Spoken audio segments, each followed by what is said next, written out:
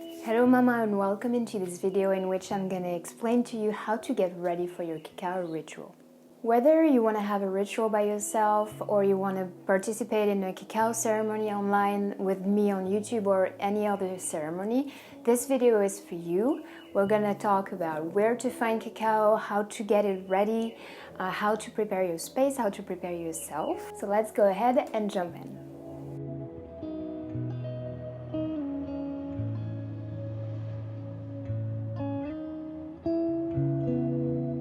First of all, where to find your cacao. I'm gonna list in the description of this video a few brands that I really like. So if you want to find the ideal cacao for you depending on the energy you want to have in your ceremony or depending on the values that are important for you, feel free to go check this list and you should find anything you need down there. Second, how to get your cacao ready.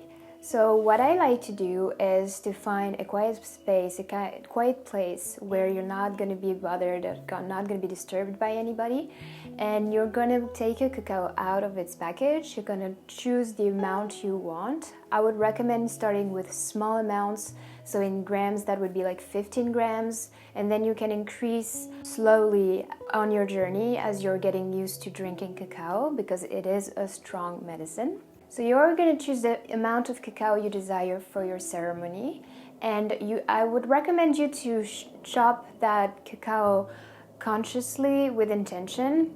You can already think about the intention you have for your ritual or for your ceremony and infuse that intention while cutting your cacao, getting it ready. You can, at this point, add some spices, add some flowers, some salt, so you have plenty of ways to create your cacao. And within each ritual that I offer you on YouTube, you have a guide that accompany that ritual, and in this I give you recommendation of what herbs, what spices to add to your cacao to make it suit the theme of the ritual. So you're gonna chop your cacao, you're gonna add your spices, your herbs, your flowers, the sweetener. You can add it at the end or you can add it in the beginning. Just be mindful to not warm up honey because honey when it's hot becomes toxic for the body, so you want to be mindful of this. The best is to add it at the very end, just before you drink it. You're gonna put your cacao when it's chopped, so you're gonna have cacao flakes kind of. You're gonna put it in a pot with some water. I would recommend adding hot water so that it melts quicker and more homogeneous. You're going to use a whisk, or you can use also a monilio if you have one, this ancient wooden tool to add air in your cacao. But a whisk works really well as well. So you can now melt your cacao on low fire. You want it to simmer and not to boil. So be gentle with the cacao, and as you simmer it, you can either chant, you can recite prayers, you can talk about the intention that you have for the ritual to come, or you can give thanks for the cacao or for anything else that feels suitable for you. I love to have a candle on or some incense while preparing my cacao. You can have some Palo Santo, some sage, or any smudging stick that you like. You can also play some music to get you into a certain mood if that helps and you don't feel like praying or saying thanks or chanting. Once your cacao is well melted and has this beautiful texture in the pot, you're gonna go ahead and take your favorite cup. That is a really important part, to be honest. Taking a cup that is beautiful, comfortable, nice to hold, nice to see for you because it plays a role in your ritual.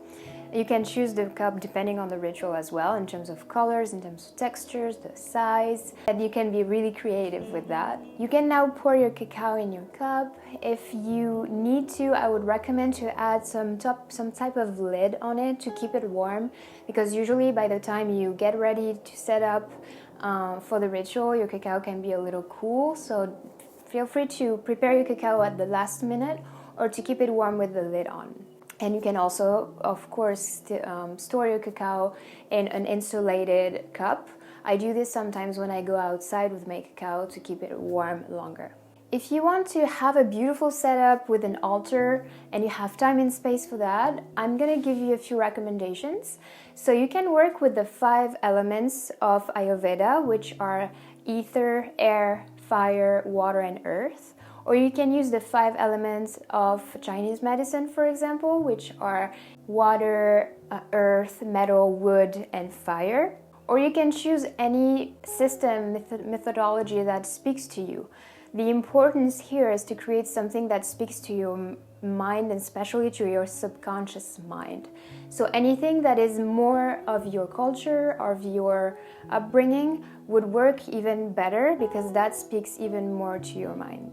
So if you want to work with the elements, you can use like candles, of course, for fire. You can be close to a fireplace. If you're outside, you can decide that the sun is going to be your fire element. You can have some crystals on your altar to represent the earth. You can have a bowl of water to represent the element of water. I like to have shells as well to represent water. The air is going to be represented usually with a feather, but you can choose anything that evokes air for you.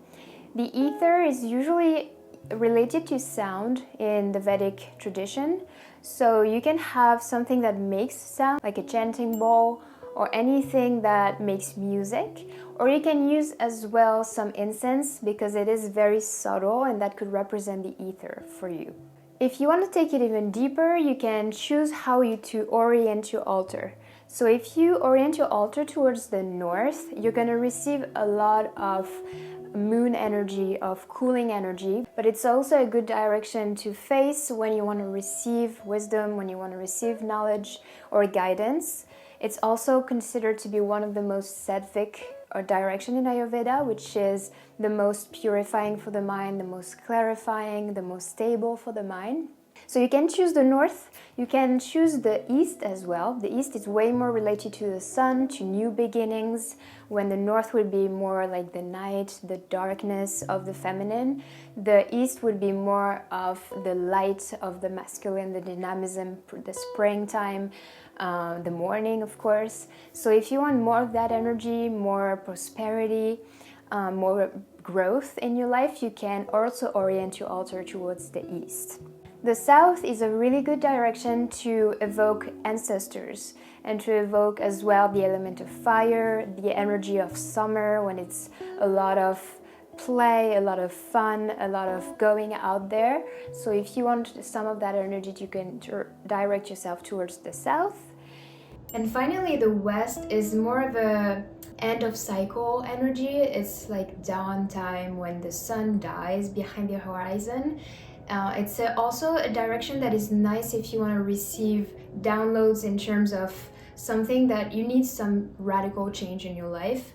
You want to direct yourself towards the west. But be mindful that it's a more challenging direction to face when especially you do spiritual work. Usually the two recommended are north and east, and you can of course do in the middle, so northeast. And then we're not going to go into detail, but each direction is related to a planet, to gods, to energies, to archetypes. And the northeast is Jupiter, which is a very generous, very auspicious planet. So you can also use that in-between direction. Toi, tu vas jouer avec Henriette. Ça, c'est pour maman. Allez, tu vas jouer avec Henriette et mon sac? I've been interrupted by a little flower. She's here with me right now filming this video, so you might hear a few noise. This is my daughter joining us for this video. Once you have your cacao ready, your altar ready, you can go ahead and choose something to sit on. If you don't feel like sitting directly on the floor, it can be sometimes a little uncomfortable. So you can choose a pillow or a yoga block or a chair if you really want to be super comfortable. Settle yourself, light your candle. You can smudge your space as well. You can use a chanting bowl to clear the space energetically.